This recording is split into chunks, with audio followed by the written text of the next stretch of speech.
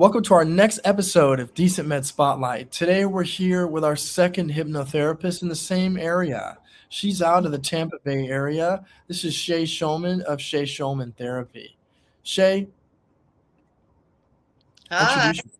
how you doing? Thank you, and I'm glad to be here, and I'm excited to be on this wonderful platform. And I'm here to answer any questions you might have about hypnotherapy in my practice. Fantastic. So let's get started with the basics. What even is hypnotherapy? That's a good question, right? Let's start with that. So, hypnotherapy is a type of therapy that uses hypnosis as its primary modality, right? So, hypnosis being a way to dive deep into the subconscious mind, we have full ability to change how a person thinks, feels, and behaves through the use of hypnosis. And with hypnotherapy, there are other ideas behind it. As a hypnotherapist, I can use other modalities. I think I mentioned to you, I use EMDR, I use MAMI, but hypnotherapy itself is really using hypnosis. Any questions about the process of hypnotherapy? Yes, especially because when it comes to, and I just want to give a little context, with our Yeah. first provider, she did a study about hypnotherapy for test anxiety. And a group of students for 12 years straight, they couldn't pass their NLCEX exam. And she did subconscious reprogramming. And after doing subconscious reprogramming, they all were able to pass. So, with that context, can you walk the audience through how hypnotherapy works from that perspective? And how does it work maybe in another way? Sure. So I'll tell you the first thing that comes to mind, and I see this a lot in my practice in working with just generalized stress and anxiety and overwhelm and fear, is that when your brain is in a state of fight or flight, right, if it's causing feelings of stress, of anxiety, if there's worry, then it does not have access to all of its intelligence. It's shutting down your logical brain, it is shutting down access to memory. And when we use hypnosis to calm the mind, to retrain the brain to not go into that state of fight or flight over everyday things, right? So it might be children having fear of taking a test, and then all of a sudden they can't remember what they studied. And some of them can't even study because they can't focus because their mind is so busy. So by Mm. using hypnosis to calm thoughts and to retrain the nervous system, you easily and more automatically have more intelligence. So those children would have been able to recall information much more quickly and much more accurately.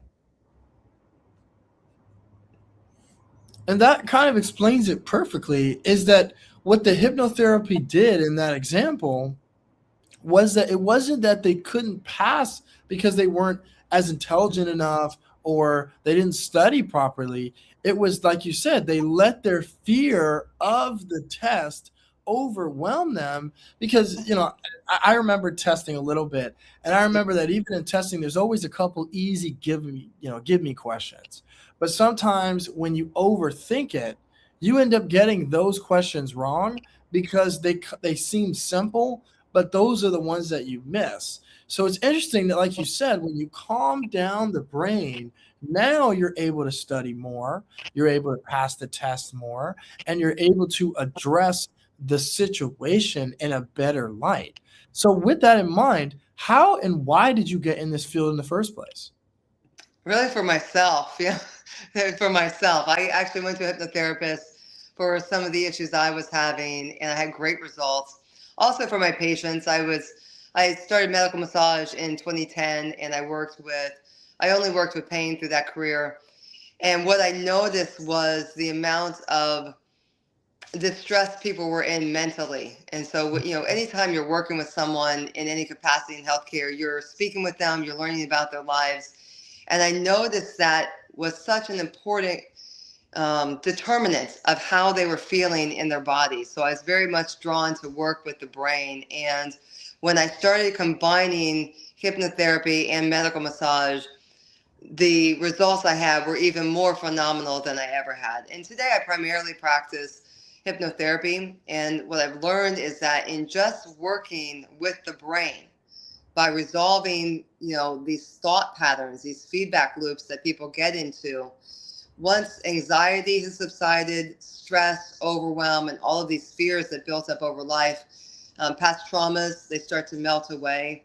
All of a sudden, the body is able to manage itself. It's already feeling better, and they're able to, I think, honestly, they're able to heal, is what they're able to do, because the brain's then focused on its primary objective called survival, right? But it's really about healing the body, making certain that good decisions are made, good nutrients, good food, exercise, the things that any individual actually wants to put into their life.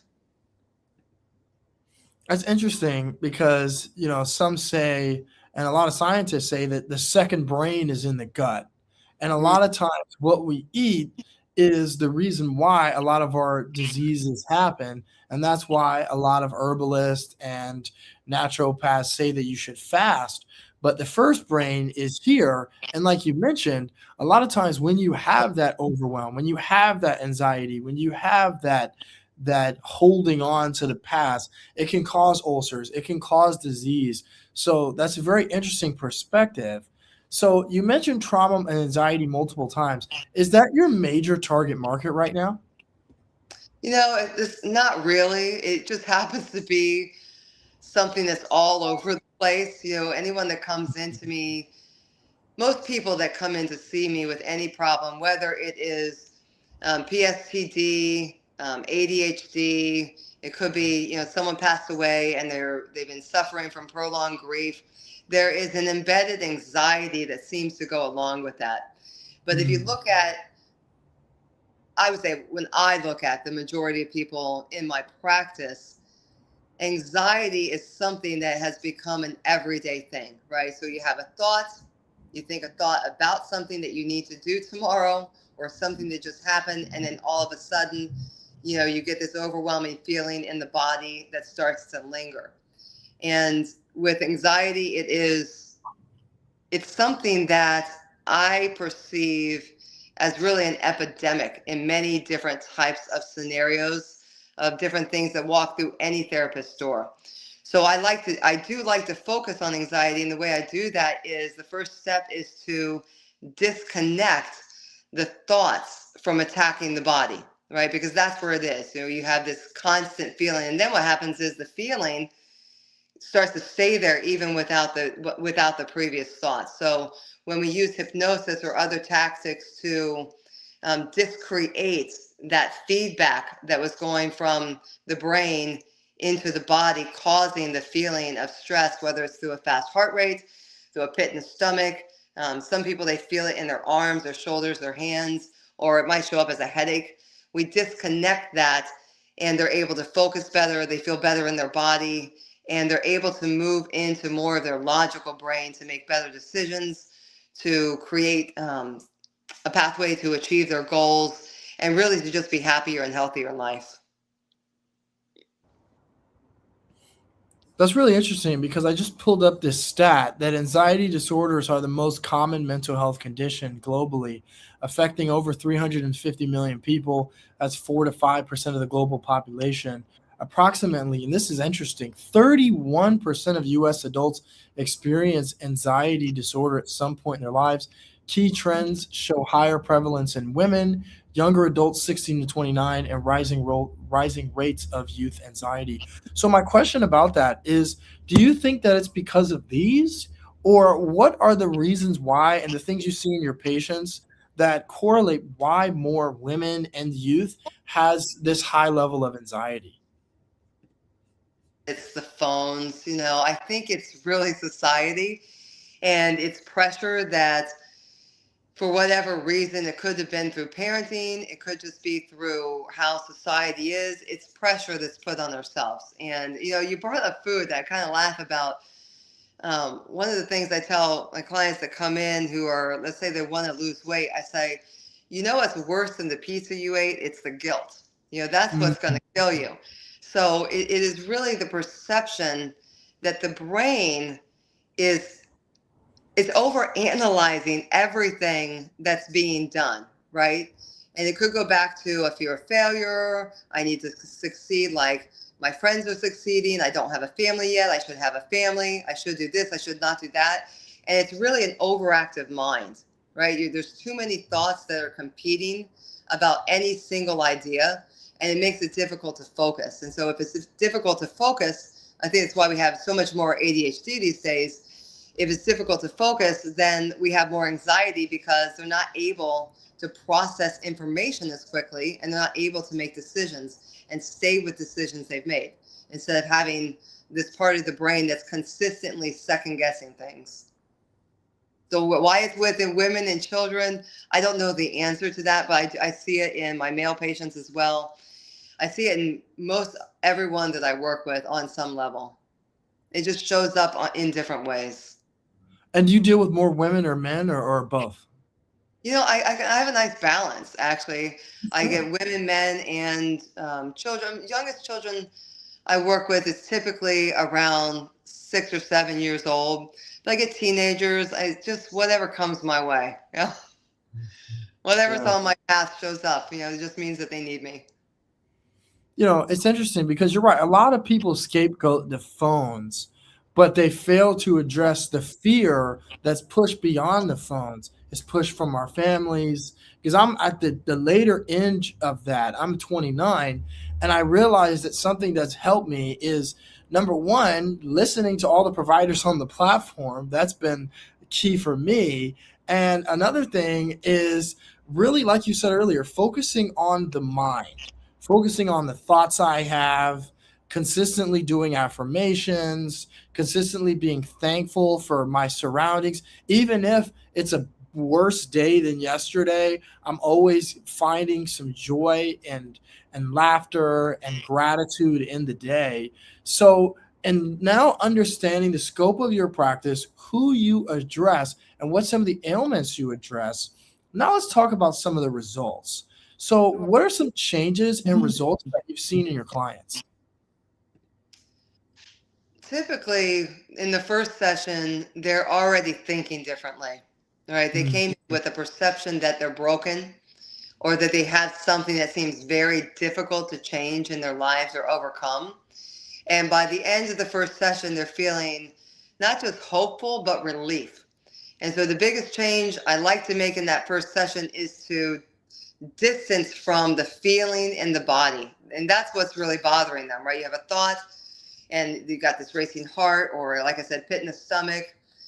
It could be a tenseness that they're experiencing, and they don't like that feeling. And that feeling goes back to more of the thoughts, the ruminating thoughts. So I like to disconnect that immediately and bring in more sensibility. So their unconscious mind and their conscious mind are on the same board, I say board, it's like I think of board members in the mind. They're really on the same board.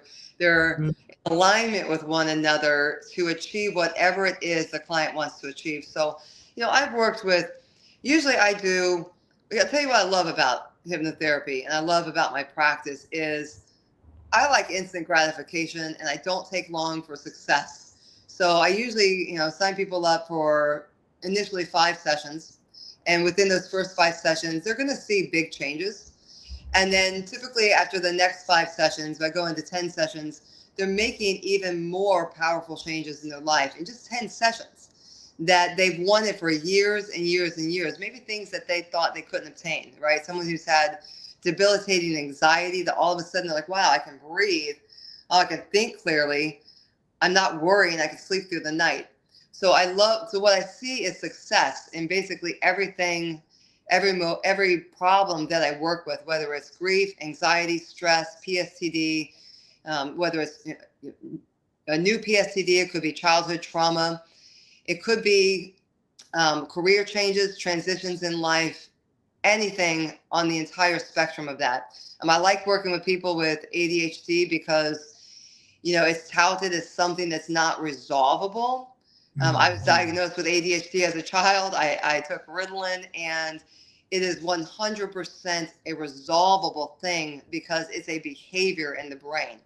And so it's about changing patterns in the brain and changing feelings and changing behavior. So what I see success in life for people. I see them happier, I see them healthier, and I see them forward thinking in a different way. Like they have a great life instead of being stuck. It's interesting because you brought up PTSD, and like I told you before, when we first started this platform, one of the first big moves we did was creating a documentary for a provider that's a former chiropractor and now a somatic therapist and also a shaman, and her husband. We shot a documentary for them with a gentleman that was in the Israeli army. And in shooting that documentary, her husband, Kumar, he said something interesting about talk therapy. And because we're on YouTube, I don't want to get striked and play it for you, but I'll paraphrase what he said. What he said was, and this is regarding veterans, when it comes to veterans, and once they come back, there really isn't any um, great way for them to heal. They go to either pills or talk therapy. And the problem with talk therapy is that you don't get into the body. You're just talking it out. So you can do talk therapy forever, but it's not going to actually heal. And in that documentary, he did a myriad of plant medicine, but the biggest thing that he did was getting into the body, whether it was somatic exercise, whether it was the breathing, whether it was there was points where she would hit him with a stick softly in his back because she's a chiropractor, and as he is dealing with this trauma.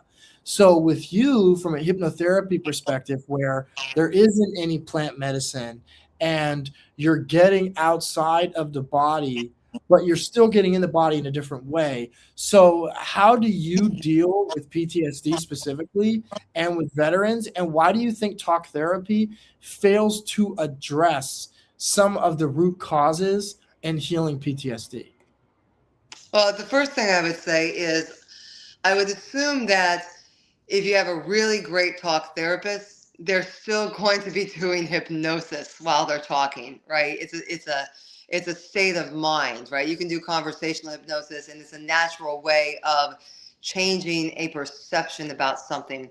So I can speak to someone, and as we're speaking, consistently reframe thoughts as we're having a conversation with that intention. So I could talk to someone and still get to a resolution. However, it's faster if we combine that with other modalities. So eye movement therapy is wonderful because it changes a pattern, right? It changes a pattern in the brain. Also, hypnosis is wonderful because we can get into the subconscious. I do not like to go back to memories and revivify them. I don't do that.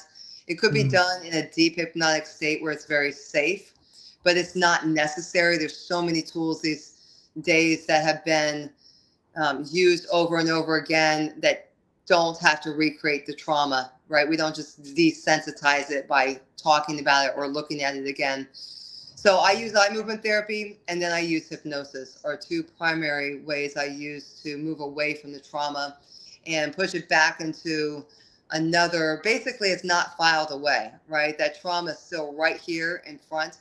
It's in full color. It's a very vivid picture. It might be a motion picture, and it's running constantly somewhere in the brain. And so it's about moving that motion picture away, turning it off, taking that picture and shrinking it, moving it out of the way. Any modality that I use to change the brain's ability to bring up that moment in time again. And basically, it's kind of like you would take that moment of time and it gets fragmented, right? And put into different compartments of the brain where it can't bring up that same picture or that same movie. And then all of a sudden, they don't have the same reactions in their body. They're not able to recreate the fear again. I hope that explained it well enough. It did, because it really touches on, even with what Dr. Prasad did, is that it's multimodal. It's taking her experience with chiropractic and how she understood. Again, there's times in the documentary where she would manipulate his spine and different spots. And even like what you said, in dealing with PTSD, trauma, CPSD, whatever, it's not just focusing on one modality, it's taking a multimodal approach in order to shift the brain and either get into the body or shift the perspective in the brain, like you brought up with EMDR, in conjunction with conversational hypnotherapy or a different type of hypnotherapy. So, speaking on hypnotherapy briefly, is do you use solely subconscious reprogramming? If not, what other types of hypnotherapy do you utilize? So I do not, because I always start with a conversation. The way I look at it is you're a conscious being, right? You are conscious most of the time.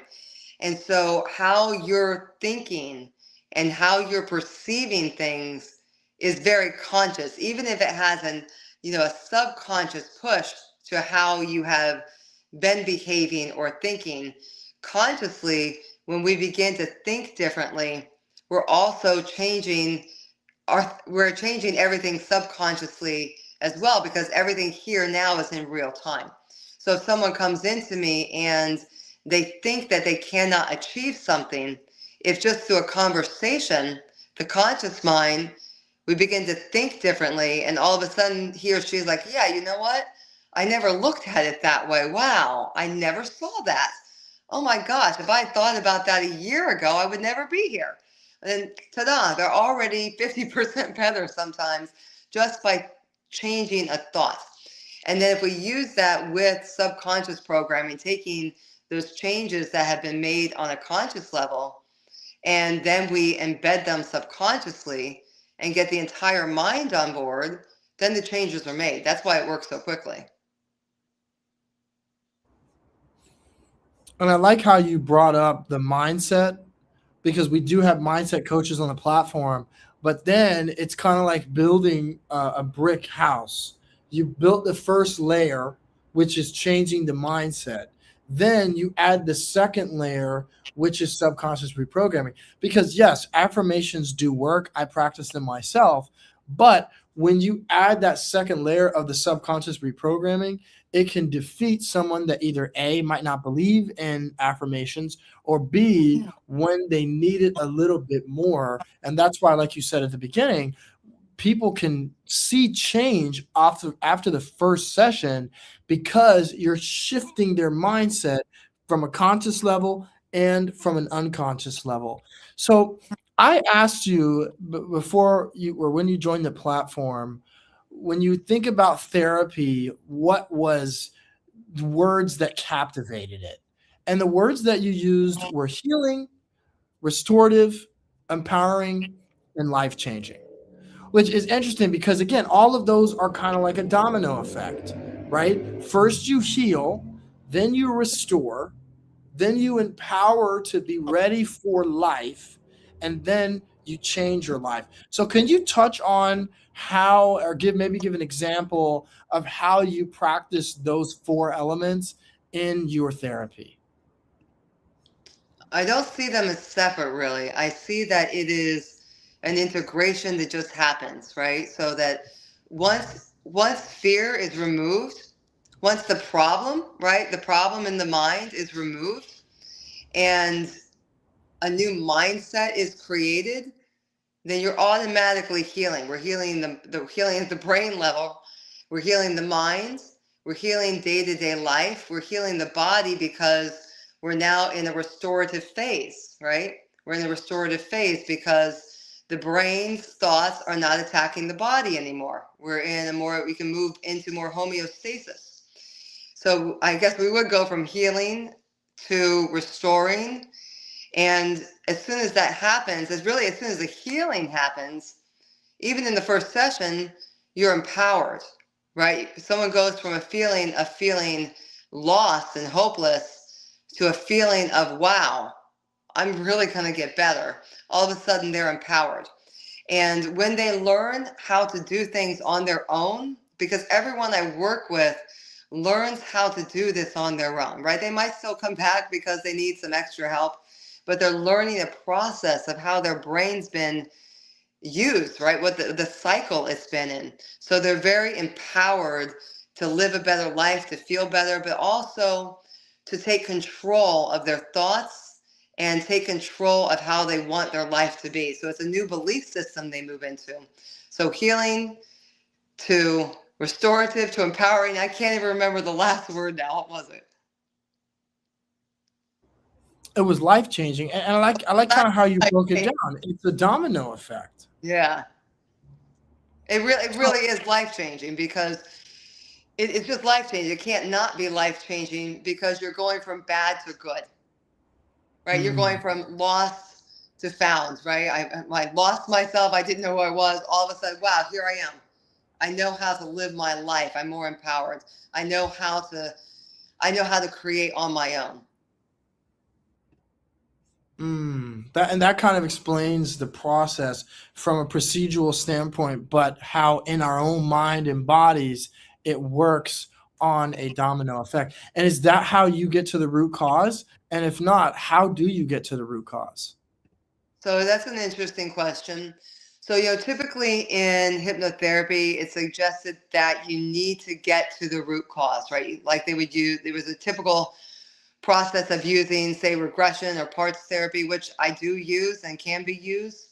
But what I find most interesting is that, and I did this for myself, if you can focus on the present problem, right? Whatever the present problem is, and you can solve that present problem, the problems of the past, they start to become faded more automatically. So I never just go to a regression and try to go to root cause because I find that the present problem is so much easier to solve. And then once that's solved, it's like that's another domino effect in the other way. The problems of the past, they just start to fade away. They just start to go away.